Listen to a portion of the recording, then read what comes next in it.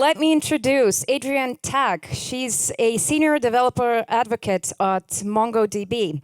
She's a Filipina software engineer, speaker, published author of the book Coding for Kids. But I think perhaps the most important information over here I have is that she spends way too much money on desserts and ungodly amounts of time playing Cyberpunk 2077.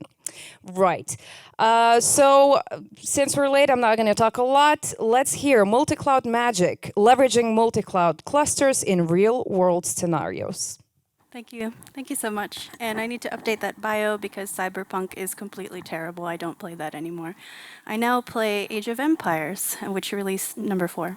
So thank you for being patient with me. My COVID certificate, since I'm American, is on paper, and I forgot it, so I had to go back to the hotel. But we're going to get started. Multi-cloud magic, how to actually leverage multi-cloud clusters in the real world. So today we're going to go over what exactly is multi-cloud? You may have heard it before. There were other presentations here today that may have talked about it, but we'll get onto the same page about what it means for this particular talk. Then the next question that comes up into your head, or most people's heads when they think about it, is, do we really need a multi-cloud option? And then we'll get into the actual scenarios. Where are multi-cloud clusters being used in the real world today? And then if time permits, we will set up a multi-cloud cluster ourselves. So what is multi-cloud? You may have heard this before, and the first thing that comes to your head is probably the correct one. It literally just means any single architecture that has 2 or more cloud providers as part of that architecture. So in this case, we're going to focus on the big 3, which is AWS, Azure, and GCP, although there's Tencent and Alibaba. But for this case, we're going to focus on the big 3. And that's it. You're a multi-cloud expert. Multi-cloud just means 2 or more in the same architecture. So what does that actually mean? We'll see how it's used in a little bit. But the next question is, do we really need a multi-cloud option? Is it just another buzzword that we keep hearing about today that's going to go away? Well, let's take a look. Over the last few years, and more recently, we've been seeing more and more of these really, really big outages. For example, in June of 2019, and this is nowhere near where it just started, these are ones we started seeing that were large enough to be noticed. There was the catch-22 that broke the internet. Basically, Google Cloud had an outage where a lot of their network infrastructure scheduled jobs all over rather than just a single location that it was meant for. It was typical maintenance, but because there was a bug in the software, it actually continued to schedule and cascade out. And what happened in there is that if you think of all the data that goes through Google every single day, if you think of that as being able to go through a normal 6 tunnels every single day, when this occurred, that cut those tunnels down to 2. So imagine all the data that Google processes every day trying to be jammed through only 2 particular tunnels. That's what caused this catch-22 that broke that internet. And it's called the catch-22 because part of the tools that they needed to fix the particular issue were also knocked offline. But Google Cloud is not the only one. AWS also had an outage. They had an outage in October of 2019. I believe this one was with a data center failure where a lot of the cooling systems and all of the third-party software that controls those cooling systems, again, because of a bug in one of those pieces of software, it actually started sending way too many messages to the data center's cooling systems and effectively started causing racks of servers to overheat, and that caused a really, really big mess. And so that's what caused that AWS outage in October of 2019. On and on. Google Cloud had another one in March of 2020. And then when the coronavirus hit, when the pandemic hit everyone, we really started to see the limits of what our cloud providers could give us. We have service level agreements. We have this expectation that they're so large that they're not going to fail, or they're going to fail very rarely. But we saw in April of 2020, when a lot of us started to go back to home and started working from home, bandwidth increase, all of that processing increase. I believe there was a stat that Azure shared shared that when this started to happen and more people started to go home, their Microsoft Teams usage in 1 week, which is their video conferencing software, it spiked up to 44 million meeting minutes produced a week. So just imagine that kind of unexpected traffic coming to your site or coming to your application. You may have planned for a little bit of surges or things like that, but nothing of this nature. And so this really started to show us the limits of what was possible with our cloud providers. And this keeps going on and on, right? Azure had another one in APAC where there were bottlenecks in infrastructure. There was the AWS Kinesis data streams outage that was in November 26th of 2020. So as we look back through history, we see a lot of these outages continue to happen. They happen almost a few months in between. And the funny part is, in this nice little chart of mine, we had another outage just yesterday, right? Where Spotify was down, Discord was down, a lot of things were offline because of another Google Cloud outage. And so just like this unexpected outage is kind of annoying to a lot of people, especially to your users, it really broke my timeline here. So we have all of these outages that are occurring. We have all of these expectations that these are going to continue to stay up and be available all the time. But that's just not the case. But the bigger picture to see here is that there's no cloud that is spared from these outages. And that's a really, really big problem. Because if you're on a single particular cloud provider, let's say you went all in on AWS or all in on Azure, that could be a problem for you if you were affected by one of these outages. And so that's kind of the foundation of where we'll see why multi-cloud is going to be more and more relevant in the future. So in June of 2020, when this multi-cloud stuff started to become larger and more relevant, there was a think tank that occurred. CIO brought a bunch of IT leaders, VIPs, VPs, tech CTOs. They sat 30 of them down and they said, let's discuss multi-cloud. What does this mean? What does this mean for our particular business, our architecture? How does this fit in? Does it make sense? And out of this report, there came two particular quotes that I think speak to a matter of not if, but when multi-cloud is going to become way more relevant.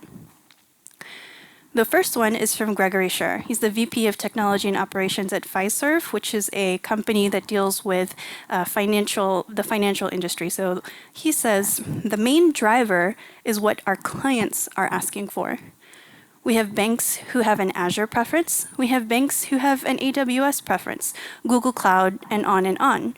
We don't really get to choose. And I think that is particularly key. If you work in an industry that is very regulated or where you have to cater to your clients, then you need to have that ability to be able to host the data for your clients on the cloud provider that they choose. Maybe they only want to work with Azure, or maybe there are some regulations that require them to only stay on AWS. In this particular case, having that flexibility allows you to best serve your clients. But it's not just the clients, right? It's also the devs that are making a big push for this, or should be. Another quote is from Mohan Pucha, which is the VP of Strategy and Architecture at Aeon, which is another financial services company. And he says, we have to be native AWS because of their advanced capabilities in analytics. And we have to be in Azure because, frankly, developers love that ecosystem, and productive developers are probably the best thing. So as we start talking about these kinds of strategies, usually it's from the top down. We have these, CTOs, VPs hearing about it at a conference and then saying, hey, we need to do this right now because it's the next big thing. But that's not always the case, and especially in multi-cloud, as developers are starting to become more autonomous, as they start to become part of those strategic meetings and can decide what the best architecture is for whatever application they are building, that multi-cloud is actually another tool in their toolbox that they'll get to use. And we'll see why very shortly. So we've seen over the last few years, and even just yesterday, outages are always going to occur, no matter how large the cloud provider is, and no matter where, every few months you're going to see some sort of outage. And now we're going to talk about where multi-cloud is actually being used in the real world today. So in this case, multi-cloud refers to the multi-cloud clusters that MongoDB provides, but we'll see how that is relevant in a moment. So the first example that I'm going to talk to you today is about the Canadian direction for electronic data residency. So what does this mean? Every few years, Canada gets together, all of their strategic IT people, and they sit down and they say, what are the best policies that we're going to ask all of our public entities to enforce? What are these things that we're going to move forward with to stay relevant and to stay secure and all of that? And one of those directions is this, the direction for electronic data residency. This states that any public entities that collect data have to store that data within the geographic borders of Canada. It can't go outside. There are a few exceptions, but for the most part, it has to stay within the geographic borders of Canada. So what does that look like? In some of the provinces, they apply this to almost all public entities, right? Schools, healthcare, all of these other public entities, government entities that are collecting this private information, personal information. In Ontario, they are specifically focusing on healthcare information. And this is where this first example comes in. It's an emergency services application, and their data was hosted on AWS Montreal, just like a lot of people are hosted on some region in AWS. Why? Because AWS is the market leader at this point. And it's not hard to see why, because they have around 32% last I checked of the market share. So they are on this region. Now, the problem here is that, let's say AWS Montreal goes down. No big deal, right? It's actually a really big deal because it's the only AWS region in Canada. So if that goes down, your application will go down, unless, of course, you've built in some kind of fault tolerance or you have some other failover plan that you've built in. But for the most part, you're stuck with that single region. And for this emergency services application, that's something that you don't want. Anytime an application is down, anytime a service is down, there's always some sort of loss, whether that's reputation loss with your brand because you're like, oh, this is down again, I can't access this, forget it, I'm never using this again, to monetary loss. Imagine being down on a very big shopping day or very busy day that you need to have your site up.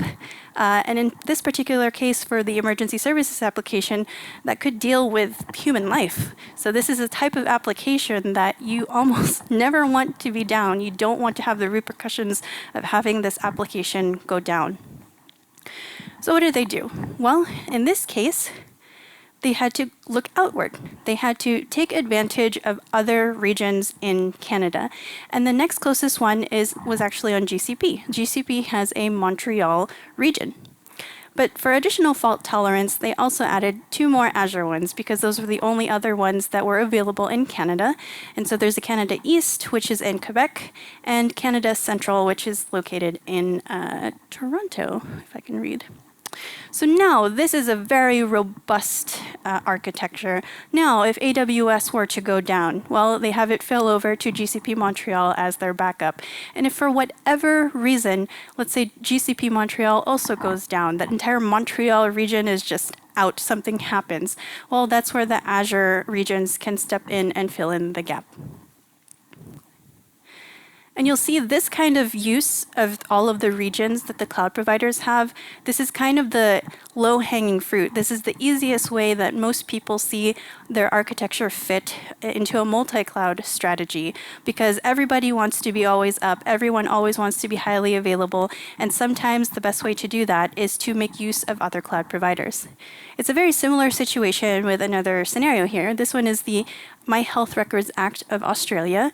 And it's the same thing. It's a direction that says any company that deals with health data, whether that's the processing or the storage of personal health data, needs to keep it within Australia. So let's look at the landscape of Australia. What does Australia's landscape look like? Well, it's very similar to actually a lot of countries. If you look, they're mostly based around Sydney.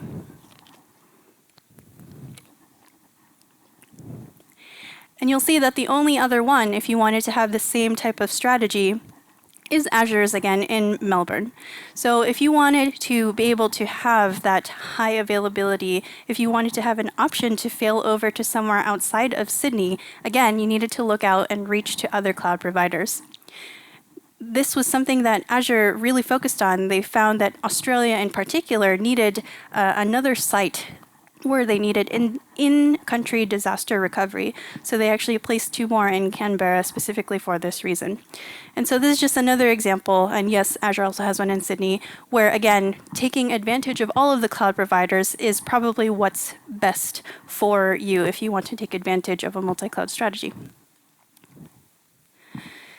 So now we move into the best of all clouds type of scenarios. These are issues where clients either wanted to update their application and they ran into an obstacle where a multi-cloud cluster fit, or they wanted to future-proof something. So in this case, the first example was there was this help desk application. And what they had production workloads running on AWS. So all of their traffic, all of that was being run through AWS. Now, as they started updating their application, they wanted to add this new recommendation feature. And as their devs sat and researched and talked about it amongst themselves, they found that they wanted to use AutoML, which is a Google service that uses natural language processing that is able to understand the meaning and structure of text. So they wanted to use this to be able to recommend knowledge base articles to their internal help desk techs to hopefully better help them resolve tickets at a faster pace. So now we're presented with a problem. This data has to get there somehow. And how do we do that? How do we usually take care of this kind of situation? The first thing that comes into your head, if you've done this before, and the most popular option, is custom scripting. We like to write code, we like to do everything manually, and we like to hurt ourselves by going into these difficult situations. So custom scripting will always work in these kinds of scenarios, right? But the problem with custom scripting is that anytime you build something so specific, so purpose-built for only one single thing, that always becomes very difficult to maintain. And even if we try to automate away this thing, like maybe using Kafka to stream all of these updates, for this particular client, they didn't want that because it was a separate piece that they needed to maintain and did not want to. They didn't want to have to go into researching this whole other thing. So what's the next option? Something called backup and restore. We do this with snapshots. So we take snapshots of our production loads and then we restore them to the analytics application data store where it could eventually use it to create those recommendations that they wanted for their knowledge base. But again, this particular client said this was not fast enough for them. Whenever you have these really large snapshots, sometimes it can take hours for it to restore. So whenever their analysts were working with the data on the analytics side, they said this was kind of stale and they wanted it to be a little bit more real time than that. So what worked? In this particular case, they used what's called a MongoDB multi-cloud cluster. So what does this mean? Well, of course, as a caveat, this client was already using MongoDB. They were already using MongoDB Atlas as their data store, and they had AWS, again, as their main production workload. But by migrating or really changing their cluster to a multi-cloud one, what ended up happening was they just stood up a particular node called a read-only analytics node, and they had that hosted on GCP.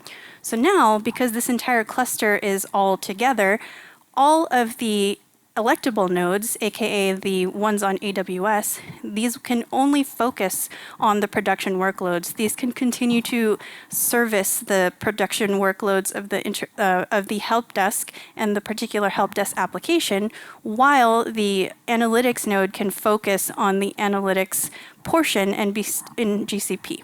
So in this particular case, this worked out really great because it is in the same cluster and this worked for this particular client. The next situation where multi-cloud is becoming more appealing to some other companies is something we like to call cloud arbitrage or cost optimization. So there's a particular auto manufacturing company that is very, very serious about cost optimization. And when they talk to us about how they could potentially use multi-cloud or what they would like to see out of that, is that right now they had loads running in AWS. They had all their apps and all of them were running off of AWS for production. Now, what they do is they constantly go to these cloud providers and have these meetings and say, get me a better price. They negotiate better prices for their workloads.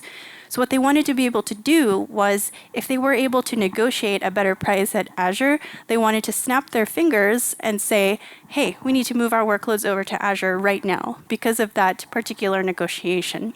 And if you've ever thought about how this would even be possible, you'd be very, very worried. How would you switch that over so quickly and without any downtime? Well, in this particular case, again, a multi-cloud cluster can do that. What you literally have to do is change the host provider or the primary cloud provider that you are hosting your cluster on. So if you were using AWS previously, you would gracefully roll over by migrating over the secondaries to the new cloud provider. In this example, it was Azure, and then fully roll over to the Azure ecosystem or move back if you wanted to, if they were able to negotiate another price, a better price with AWS and Azure. Now, really, really big caveat with this, obviously, it's not that easy. This is something that they would like to do. What are the problems with this? You need to look at not all workloads can be run in the same way. Just because you're able to process something on AWS, no matter how hard you try to make it as cloud agnostic as possible, it's not always going to easily run over on Azure. So one big problem of that we took away is the data. Having the data available on the cloud provider that you need makes this a simpler process. And so now we can focus on how to make those workloads a bit more cloud agnostic. So switching them over back and forth, they're still running into issues of, something is not working in Azure the way it did in AWS. So the data is there, but the rest of the application still needs to be worked out. So those are the couple scenarios where we see clients kind of experimenting and seeing what are the limits of multi-cloud or where it fits in their actual architecture today. But I want to talk a little bit about why developers should care about multi-cloud. So AWS, GCP, Azure. Who mostly works in AWS or who has experience in AWS? Raise your hand. GCP? Azure? Whoa, Azure, awesome. This is my crew. All right, so when we talk to other devs, we usually say, oh, this tool is better on this cloud provider, or that tool is better, or this and that. We can argue all day long about what the best tools are for the job. Sometimes the best tools for the job are on a different cloud provider. So yes, you may have a favorite. You may love Lambda functions, or you may love Azure DevOps as your CI/CD platform. But sometimes, whenever you need to either refactor your application or you need to innovate or add a new feature, sometimes there are tools that you need to use that are on other cloud providers. So as, again, developers start becoming more autonomous, start becoming part of the decision to say, what are we going to use to build and to continue to maintain, having something like a multi-cloud cluster opens up this possibility that was not once there. You could always have that possibility, but we'd always have to create data pipelines to transfer this data over, and it was always a problem, just like the custom scripting issue that we saw. So now with the data in the places that you need via a multi-cloud cluster, the ability to use the tools that are best for the job certainly serves the core value that a lot of us devs really feel. We don't, at the end of it, it doesn't really matter what we're using as long as we're using the best tool for the job. The next thing that we see is that we're now responsible for even higher availability and even lower latency. So if you take a look, there may be a couple more, give or take, as they're starting to build out new regions, but AWS has around 25 geographic, GCP has 24, and Azure has 60.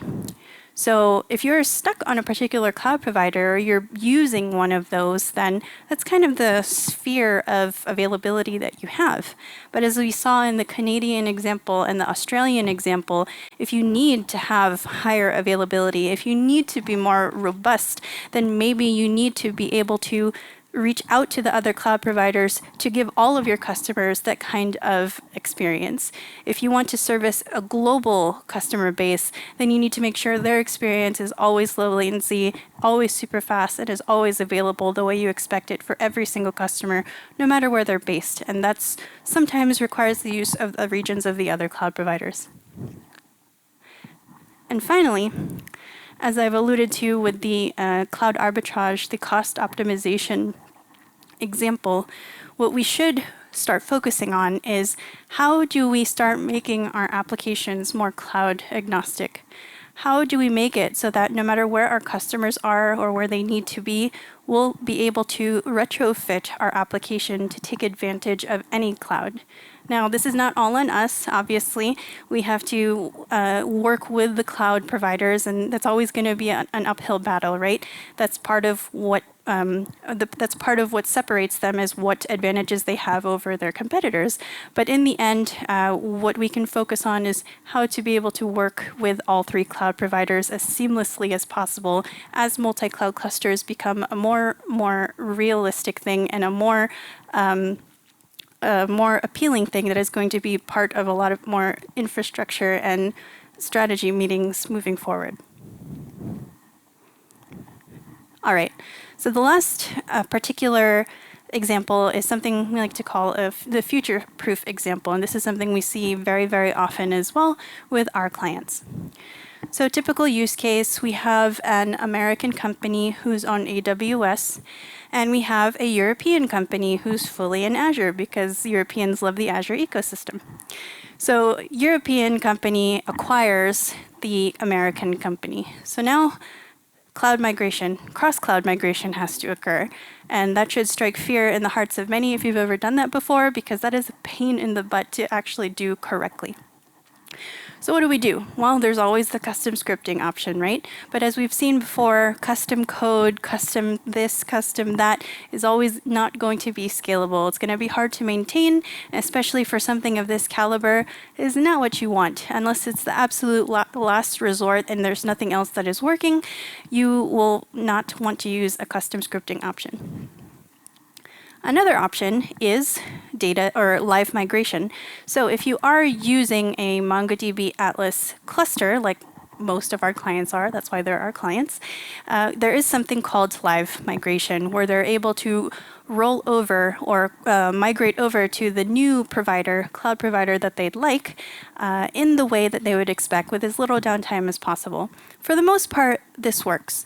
However, the biggest problem with this is that once they have rolled over and they are seemingly on the destination cloud provider, they have to make sure to properly cut over the connection string.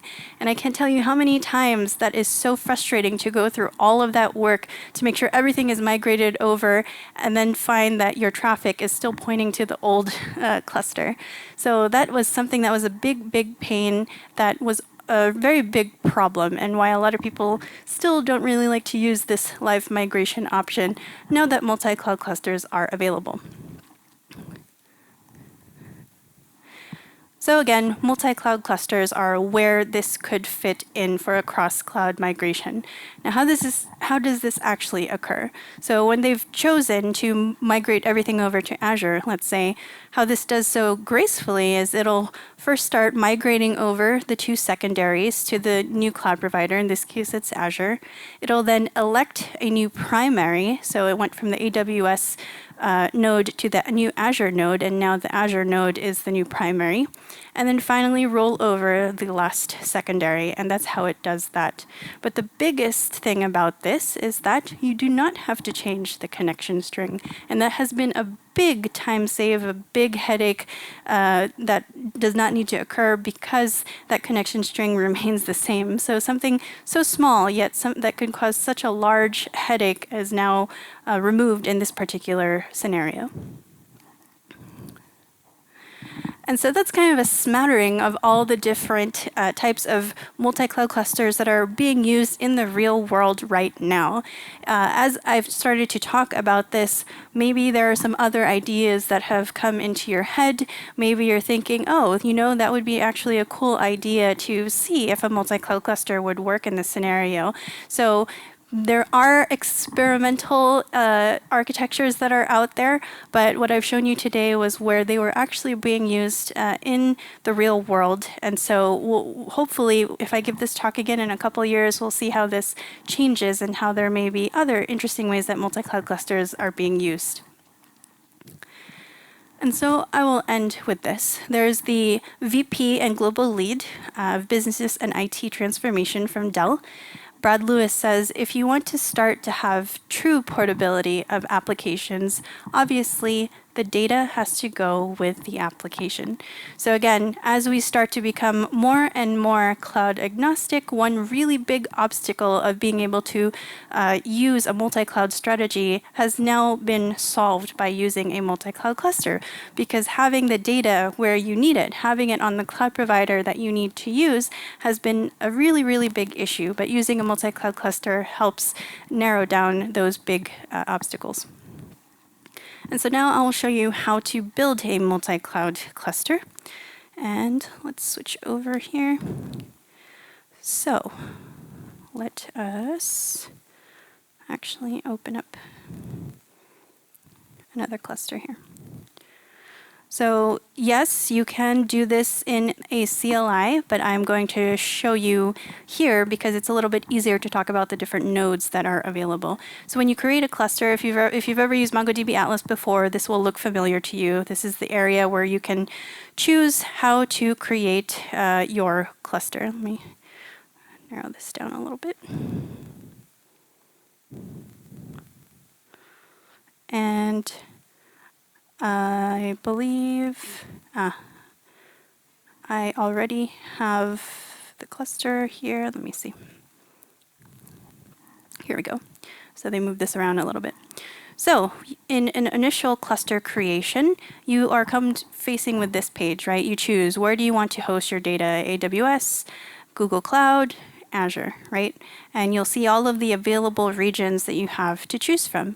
With this toggle here, you'll now have the option to select very different nodes that comprise a multi-cloud cluster. So this is what you need just to be able to tell you want to create a multi-cloud cluster.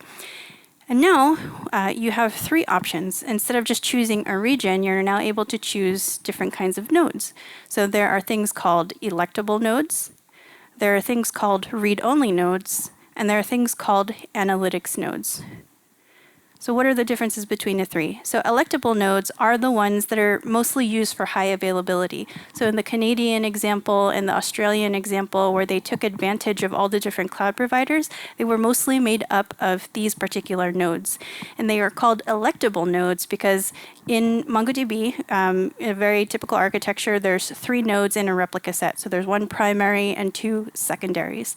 And in that case, we always want whenever there needs to be a new primary elected, we need electable nodes. So that means any nodes that are electable are able to participate in that kind of voting process in the replica set. So electable nodes, we're going to set up. So I'm based in Las Vegas, which is why it actually chose that. So we're going to add GCP, we're going to add Azure, and we're going to add AWS just because we want to show that fact. And I'm going to choose the regions that are closest to me. one of each, right, just to prove the point here. And then in this particular case, we're going to set up the nodes. So for my highest priority region, I'm going to set up 2 nodes on GCP, and you'll see that you'll get this error. So it's obviously I'm still working and creating the cluster, but if you do have an even number of nodes selected, it's going to give you this error. So it always, and this is a best practice, you always want to have an odd number of nodes, because in a voting scenario, if you have an even number of nodes, well, there can be a tie, and there's no tiebreaker in that voting process, and you won't be able to have reliable elections. So you always want to have an odd number of nodes. In this case, I'm actually going to set up a 2-2-1 node distribution. So that's 2 nodes in GCP, which is the highest priority, 2 in Azure and 2 in AWS. And that's it. And I'm not going to create this because I've already created it, and nobody wants to sit here and watch me create that. But I will talk about these 2 other nodes very quickly. So that's kind of the basic multi-cloud cluster. This is where most people kind of end, and they just use the regions, the cloud provider regions that they require. What they can use, if they have a more complex architecture, are something called read-only nodes. So what this can be used for is, let's say you have a new customer base that is opening up in a region that is not in your home base. So let's say I had a bakery that is in Las Vegas. All of my regions are set up around the GCP region, California region, and for whatever reason, my bakery takes off in Japan or in Singapore, and I needed to service my customers there. Well, these are great to open those up for optimizing local reads. So instead of them trying to traverse all the way to the GCP Las Vegas region, I can add read-only nodes to the particular regions that I need to service so that they have low latency reads and very, very quick reads. Analytic nodes are for workload isolation. So this particular node is what we used in the help desk recommendation feature example, where they wanted to have their data in GCP for their analytics application. And what this does, it basically dedicates these nodes to solely analytical queries. Anything that is long running, anything that could take a while, anything that's a little bit more complex, anything you want to separate away from your production workloads. When you have an analytics node, this is a great case to have so that you are not sharing the traffic on your production workloads, which can slow down prod and it can cause all other kinds of problems. It's better to isolate them, especially if the queries that you're running are only for reports or only for analytics type of queries. So we would create this cluster, but I'm going to cancel this because I've already created it so that you don't have to wait. And so this is what our multi-cloud demo looks like. So you'll see we have the preferred region as Las Vegas. Right now, initially what I created is an M10. And you'll see that we have our 2 nodes here. We have our primary as part of the GCP Las Vegas region. We have our secondary region, which is in West US, which is correct, which is the California region that I've chosen, and they are secondaries. And then we have a single one left in AWS, also as a secondary. So in this particular case, 2-2-1, we call that a 2-2-1 node distribution. This is the bare minimum that you would want to set up in a multi-cloud cluster if you want to have equal read and write availability. But keep in mind that this is obviously going to be costly. So the more nodes that you add, the more that it needs to write to, and the more data that you need to replicate to, obviously it's going to increase in that cost. So that's something to keep in mind if you really truly need it. Another, what we say is a starter multi-cloud cluster that you can play around with, is to do a single node on all 3 cloud providers. You won't get the full read and write availability as a 2-2-1 node distribution, but you'll have the same effects at a much cheaper cost. And that is it. So if you would like to learn more, there are a lot more resources, a lot more in-depth ones that you can check out. If you want to set up your own multi-cloud cluster, feel free to check out the article that I wrote. It goes way more in depth about all the different types of nodes, why you would want to use it, and how to create that multi-cloud cluster step by step. We also have our docs and also how to balance speed and risk with multi-cloud agility. As more people are starting to incorporate multi-cloud clusters in here, there are a lot of factors that you need to consider before just jumping right into a multi-cloud cluster. And that's about it. Salamat, that means thank you in Tagalog. Thank you for taking the time to listen to me, and I hope you learned a little bit about multi-cloud clusters and how they may be in your future. Thanks. Thank you, Adrienne. We have a little bit time maybe for one or two questions if we have any in the audience. Right. You can also ask those questions by the cup of coffee outside, because I believe Adrienne would like a coffee and a dessert. Am I right? Always. I'll never say no. Okay. Thank you very much, Adrienne.